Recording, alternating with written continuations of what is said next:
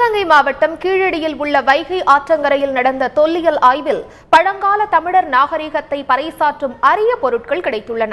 அது குறித்த ஒரு செய்தி தொகுப்பை பார்ப்போம். கல் தோன்றி மண் தோன்றா காலத்தே தோன்றிய மூத்த குடி தமிழ் குடி என்பார்கள். அதை உறுதி செய்யும் விதமாக மதுரையிலிருந்து 15 கிலோமீட்டர் தொலைவில் உள்ள கீழடியில் அரிய பொக்கிஷங்கள் கிடைத்துள்ளன. 2 ஆண்டுகளாக நடந்த தொல்லியல் ஆய்வில் தமிழரின் பழங்கால நாகரிகத்தை உலகிற்கு உணர்த்தும் விதமாக 5000த்திற்கும் மேற்பட்ட பொருட்கள் கிடைத்தன. தற்போது மேலும் ஆச்சரியப்படுத்தும் வகையில் கூடுதலாக 3000 பொருட்கள் கிடைத்துள்ளன. அரிதான தொழிற்சாலை ஒன்றும் தொல்லியல் துறையினரின் அரிய முயற்சியில் சிக்கியுள்ளது. தமிழர் நாகரிகத்தை பறைசாற்றும் இந்த பொருட்களை இங்கேயே பாதுகாத்து உலக மக்கள் காணும் வகையில் வைக்க வேண்டும் என்கிறார் தமிழ் ஆர்வலரும் மார்க்சிஸ்ட் கட்சியை சேர்ந்தவருமான அருணன். நகர வாழ்வு இருந்தது 2300 ஆண்டுகளுக்கு முன்பே என்பதற்கு இந்த கீழடி வாழும் சாட்சியமாக இன்றைக்கு இருக்கிறது. நகர நாகரிகம் என்பதற்கு அங்கே சிந்துவெளி தீரத்திலே மொஹஞ்சதாரோ ஹரப்பாவிலே ஆதாரம் இருந்தது.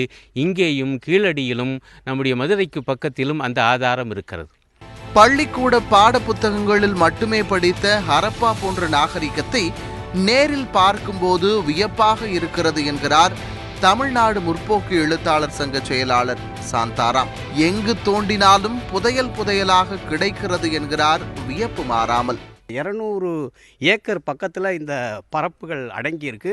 அத்தனையிலையும் தோண்ட தோண்ட புதையல் மாதிரி நம்முடைய வாழ்வியல் நாகரிகங்கள்லாம் வந்துக்கிட்டு இருக்கும்போது வெறும் 50 சென்ட்டில் நமக்கு இப்படி ஒரு தொழில் நகரம், 3 தன்மையான வடிகால்களை கொண்ட ஒரு தொழில் நகரம், ஒரு பூமான தொழில் நகரம், இன்றைக்கி சொல்லப்பட்ட அந்த மொஹஞ்சதாரோ ஹரப்பாவுக்கு கொஞ்சமும் குறையாத ஒரு அதே அளவு வாழ்ந்த இந்தியா முழுவதும் ஒரே நாகரிகம் இருந்திருக்கிறது என்பதிலும் வட இந்தியாவிலே அந்த நாகரிகத்திற்கு சற்றும் குறைவில்லாமல் நம்முடைய தென்னிந்தியாவில் குறிப்பாக தமிழகத்தில் மதுரையில் நம் மண்ணில் இந்த கீழடியில் இப்படி ஒரு நாகரிக மக்கள் வாழ்ந்திருக்கிறாங்க.